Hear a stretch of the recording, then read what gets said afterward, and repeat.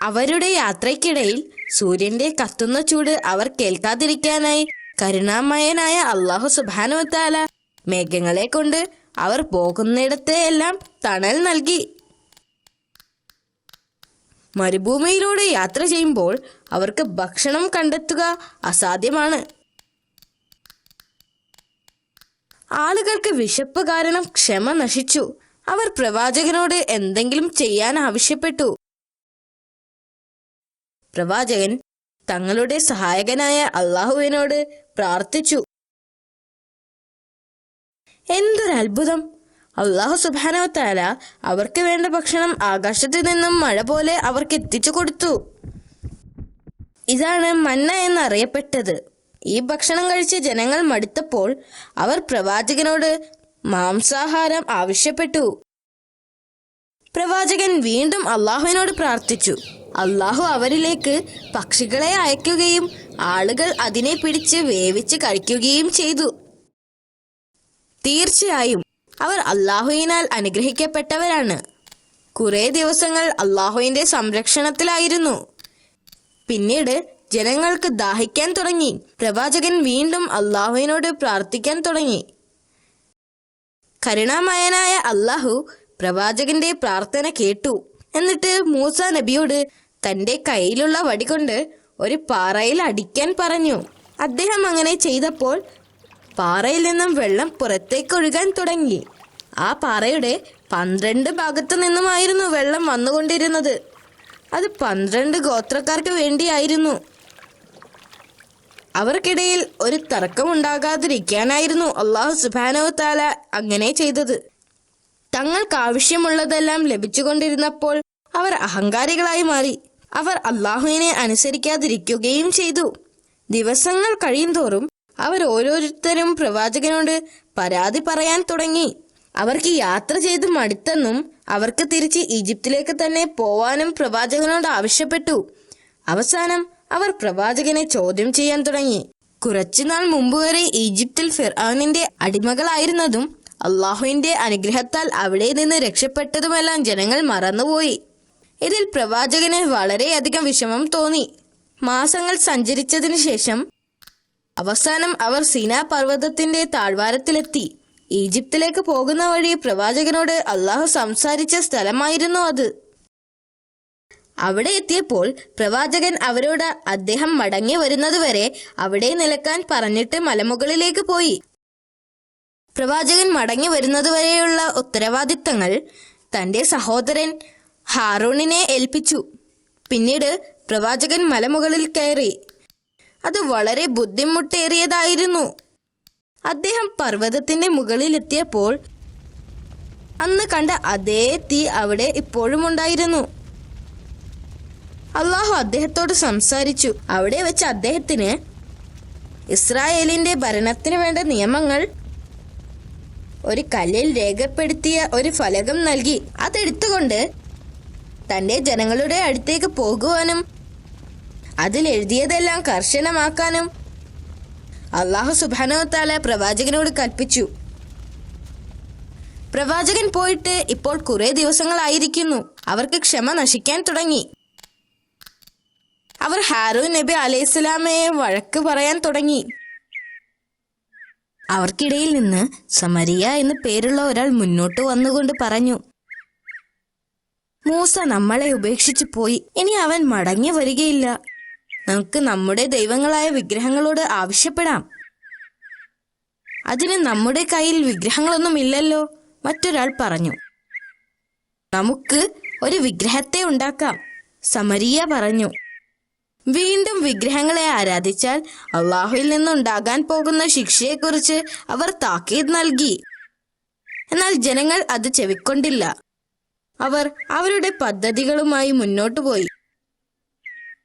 സമരിയ പറഞ്ഞതുപോലെ ആളുകളുടെ കയ്യിലുണ്ടായിരുന്ന മുഴുവൻ സ്വർണവും വാങ്ങിച്ച് ഒരു വലിയ പാത്രത്തിലിട്ടു. അതിനെ ഉരുക്കിയെടുത്തു. ഈ ഉരുക്കിയ സ്വർണം ഉപയോഗിച്ച് അവർ സ്വർണത്തിന്റെ ഒരു കാളയെ ഉണ്ടാക്കി. അതിന്റെ ഉള്ളു പൊള്ളയായിരുന്നു. അതുകൊണ്ട് തന്നെ കാറ്റ് വീശുമ്പോൾ അതിൽ തട്ടി ഒരു ശബ്ദമുണ്ടാകുമായിരുന്നു. അത് കേട്ടപ്പോൾ ഇസ്രായേലർ ഇത് അവരുടെ ദൈവമാണെന്ന് വിശ്വസിച്ചു. അതിനെ ആരാധിക്കാൻ തുടങ്ങി.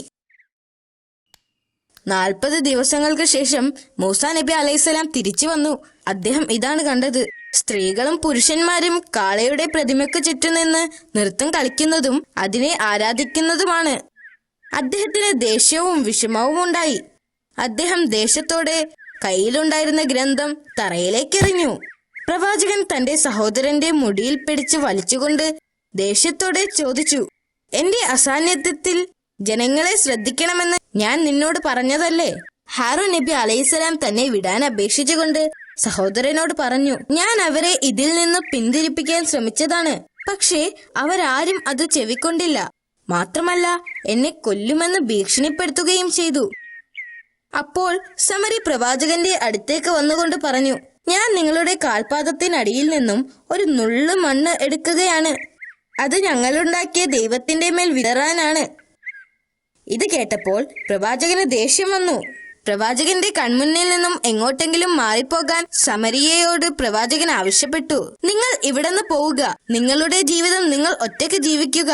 ഇത് നിങ്ങൾക്കുള്ള അള്ളാഹുവിന്റെ ശിക്ഷയാണ്. പ്രവാചകനെ സുഖിപ്പിക്കുവാൻ വേണ്ടിയായിരുന്നു സമരിയ ഇങ്ങനെ പറഞ്ഞത്. പക്ഷെ പ്രവാചകന് കൂടുതൽ ദേഷ്യം വരികയാണ് ചെയ്തത്. പിന്നീട് പ്രവാചകൻ ആ സ്വർണ്ണ വിഗ്രഹത്തെ നശിപ്പിച്ചു. അദ്ദേഹത്തിന് അറിയാമായിരുന്നു വിഗ്രഹങ്ങളെ ആരാധിച്ചതിന് അള്ളാഹു അവരെ ശിക്ഷിക്കുമെന്ന്. അതിനാൽ ഓരോ ഗോത്രത്തിൽ നിന്നും 70 മുതിർന്ന ആളുകളെ വീതം തിരഞ്ഞെടുത്തു. എന്നിട്ട് അവർ ചെയ്ത തെറ്റിന് മാപ്പിനെ തേടാൻ ആവശ്യപ്പെട്ടു. അദ്ദേഹം 70 പേരെ കൊണ്ട് സിനാ പർവ്വതത്തിന്റെ മുകളിലേക്ക് നടന്നു. മലയുടെ മുകളിലെത്തിയപ്പോൾ പ്രവാചകൻ അവരോട് അവിടെ നിൽക്കാൻ പറഞ്ഞിട്ട് അദ്ദേഹം മുന്നോട്ട് നടന്നു. അവിടെ വെച്ച് മൂസാ നബി അലൈഹിസ്സലാം അല്ലാഹു സുബ്ഹാനഹു തആലയുമായി വീണ്ടും സംഭാഷണം നടത്തി. പ്രവാചകൻ സംസാരിക്കുന്നത് അവർക്ക് കേൾക്കാമായിരുന്നു, പക്ഷേ അവർക്ക് കാണാൻ കഴിയില്ലായിരുന്നു. പ്രവാചകൻ തിരിച്ചു വന്നപ്പോൾ അവർ അദ്ദേഹത്തോട് പറഞ്ഞു, ഓ മൂസ, ഞങ്ങൾ എല്ലാവരും അള്ളാഹുവിനെ നേരിട്ട് കാണുന്നതുവരെ ഞങ്ങൾ നിന്നെ വിശ്വസിക്കുകയില്ല. പെട്ടെന്ന് വലിയൊരു ഇടിമുഴക്കമുണ്ടായി. ഭൂമി കുലുങ്ങി വിറച്ചു. വളരെ പെട്ടെന്ന് തന്നെ അവരെല്ലാവരും കൊല്ലപ്പെട്ടു. മലയുടെ താഴ്വാരത്തിൽ നിൽക്കുന്ന ഇസ്രായേലരായ ജനങ്ങളോട് എന്ത് പറയുമെന്നോർത്ത് പ്രവാചകൻ വിഷമിച്ചു. ആ 70 പേർ അവരിൽ ഏറ്റവും നല്ലവരായിരുന്നു. പ്രവാചകൻ വീണ്ടും അള്ളാഹുവിന്റെ അടുത്തേക്ക് പോയി അവർക്ക് വേണ്ടി ക്ഷമ ചോദിച്ചു. അള്ളാഹു സുബ്ഹാനഹു തആല അദ്ദേഹത്തിന്റെ പ്രാർത്ഥന സ്വീകരിച്ചു. മരിച്ചുപോയ ആളുകളെ ഉയർത്തെഴുന്നേൽപ്പിക്കുകയും ചെയ്തു.